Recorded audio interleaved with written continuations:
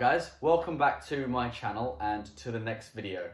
In this one, I'm joined by my housemate Sam. Yeah, you won't have seen him yet, but he does all the sort of behind the scenes, all the videoing of when I go and review cars, that sort of thing. Hello. There we go, that's Sam. But in this one, we have set ourselves a bit of a challenge. So we have really wanted to go on a road trip, not sure where, but do something just a bit special because we're both so into cars. But we don't feel like our daily drivers were good enough to do it. I didn't really want to take my Mark II Golf. So we thought we should maybe branch out and buy something unique and a bit special for a road trip. Yeah, so we set ourselves a target of getting a car for under £500 because we're skint. so skint. We had to find something with an MOT we could trust to go about 6,000 miles? 600 miles. And it had a bit of a retro look, was a bit more unique or something that people don't have. So, it did take a long time. We really struggled and I didn't find anything really that was even close to that price range. Yeah, I basically just scrolled through pages and pages of 106s, Saxos and Fiestas. But eventually, after going through Gumtree, Auto Trader, eBay even, I finally found something. It's German, that's what I will tell you. And Sam doesn't know what it is yet. So tomorrow morning, we're going to get up, we're going to go down, and hopefully we're going to buy it. See you then. See you then. Right, good morning guys. It is Thursday morning, very early. We've got quite a journey ahead of us. The car is in Bournemouth and we are in Leeds. So I'm gonna make myself some toast. Sam is upstairs getting ready and then I think it's gonna be time to head off. Hopefully there's no traffic and hopefully it's a smooth journey, but we've got 5 hours of driving before we even get to the car. So I'll see you guys when we get in the car. Right, so we're travelling down the M1 and it's very boring. We're trying to get best mileage we can and we're currently at 37.1. 37.1, which is not great. So boring. It's very boring. I don't understand how people can travel down the motorway at 60 miles an hour and think, you know what, this is fine. This is great. This is how it needs to be. The M1 is not my favourite road in the UK. I've never had to drive in the slow lane so much. It's actually the most fucking boring thing I've had to do in my life. Yeah, it's when you're sharing with the lorries, it's not the one. Sharing with the lorries. Got a bit downhill now. So it goes well. You can tell it's a boring journey when we're excited that there's a bit of downhill. Oh, it's gone up 0.1 mpg, downhill. Do you ever feel that when you're going south, you're going downhill? No. Like, is that just me? I feel like when I'm going north and I'm driving up to Leeds, I'm like going uphill. And then when I'm driving back down south, I'm going downhill. I don't know. I think this is it. I'm getting overtaken by so many vans. It's so depressing. Oh, this is perfect. But yeah. Hopefully we get off the M1 at, what is it, Northampton. So only another like 100 miles. We just got 37.5. It's basically, fuck you. I got 37.1 earlier. No, 37.4. That's it. 37.6. This is what the downhill does. This is perfect. Oh, you wait. There's gonna be some uphill.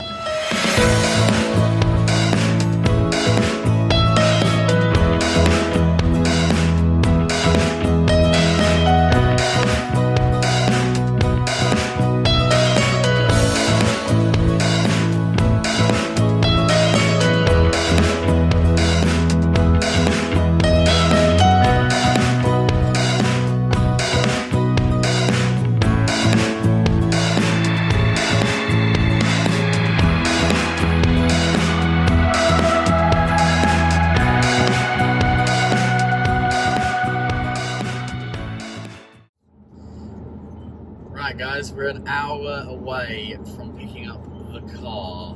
I am, as you can see, now driving. That's a very loud van going past. Sam's now in the co-command seat. He's getting ready to drive the car basically. Do you have any idea what it is yet? No, you could be quite a few kilos, but it literally could be anything. Like, I'm just expecting a fucking shitbox. It's a big car. Big car, that's all I like. That's what you can get ready for. But yeah, basically, the best thing that's happened so far is my wing mirror glass has fallen out of the Mark IV.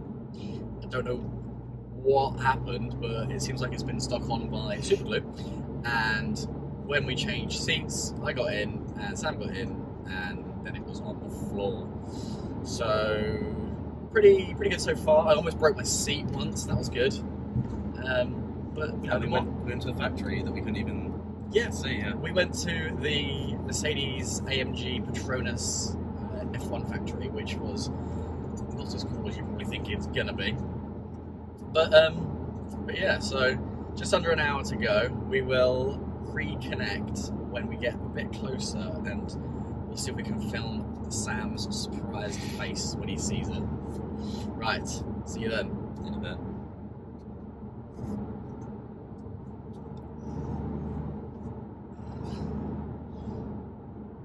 You can stop it now.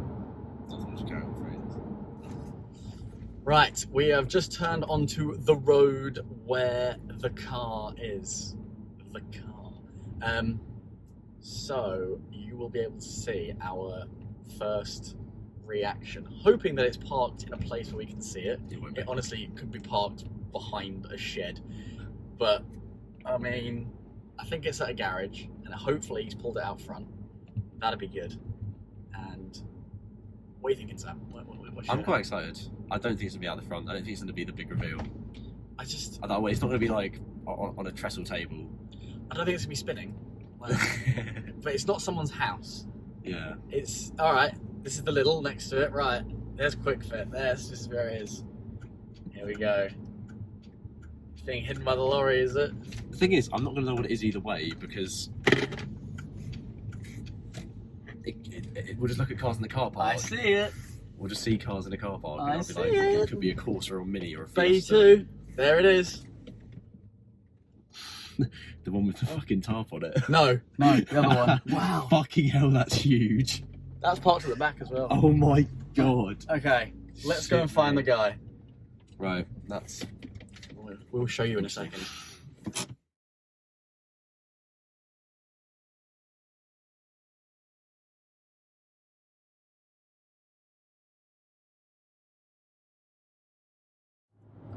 So we did go and get the car today. We got down there quite nice and early.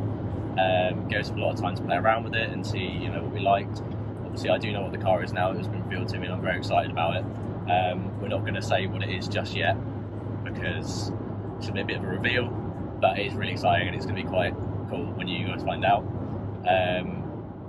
Yes, we picked it up.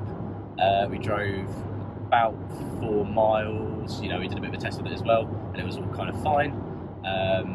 Yeah, it's old. It's really old. Proper grim as well. Proper grim.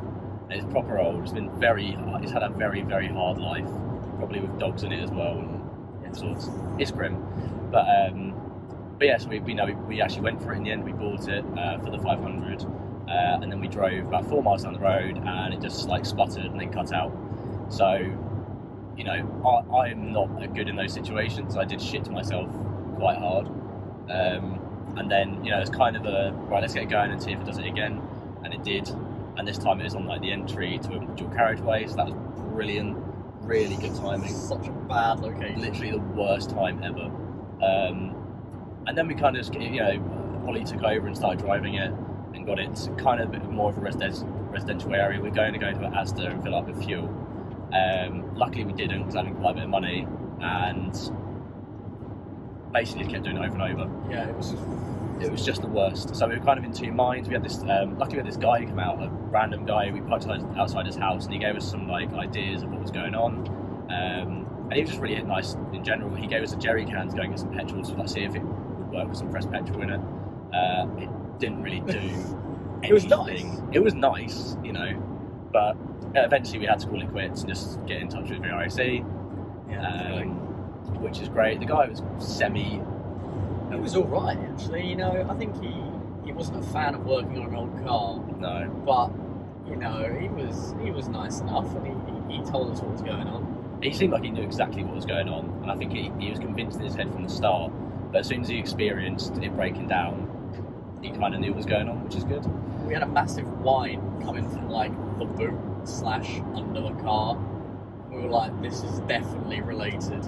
this feels like the reason of what's going on. Yeah, so we basically worked out through talking to this random guy who came and helped us, and the RSC guy. There's something to do with like the fuel pump. It's basically just like conking out. When it gets too hot, about 10 minutes into a drive, it just sort of sputters and like it's like gasping for air or something, like gasping for fuel, and it just cuts out. So it's something to do with the fuel pump maybe. The guy said he replaced it quite recently, but we just don't believe that because there's no way. The noise that it makes is horrendous. Like the car is actually quite quiet, which is quite nice, a bit surprising. But after 10 minutes of driving it, that noise is horrendous. It vibrates through my god. It vibrates through the whole car, and it's just horrible. It's horrible, and it's really high pitched, and it just gets higher and higher and higher until it just conks, and that's it. So that was great. And it did actually happen at the Quick that we bought it from. Yes, which we probably should have But- realised. Hindsight 2020. We got a good deal on it, and so Yeah. I think that if it needs a fuel pump, shouldn't be too difficult to do. You do it. I'll do it. You know, it's not a problem. Obviously, getting it home was a bit of the issue, but you know, Yeah, so I mean, yeah, we've had to get it recovered home. We left it basically. It's going to get picked up and delivered back to Essex at some point over the weekend. Alright guys, how's it going? It's been 3 days since we went to pick up the I have been really busy sorting some stuff out with my family, and I did organise for it to be dropped off at my house. So I'm here, back where I had the Jetta, which is there. So we've got the Mark IV, got the Tiguan, got the Mini, looking after a friend's 7 Series. And the one car I haven't shown you is the one that we picked up. So I guess without any further ado, in its current state, for under £500, we bought a Audi 100 1989 F-Reg in red, and it's a 2-owner car from new with these lovely spotlights. And I'm gonna show you a little bit around it.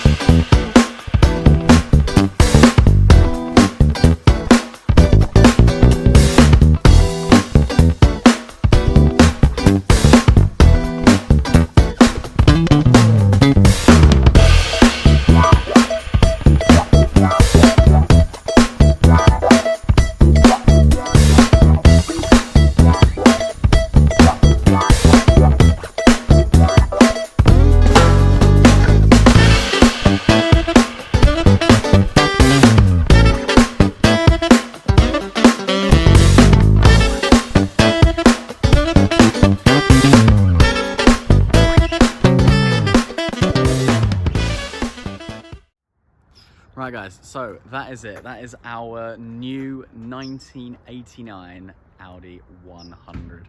We are chuffed with getting hold of it, especially for the price we did. And hopefully I look forward to seeing us doing some challenges in this car. I think the next one is we're gonna definitely clean it out. And just, you know, making some more videos, having a bit of fun with it. So yeah, please like and subscribe if you've enjoyed this video of us picking up our Audi, and I'll speak to you next time.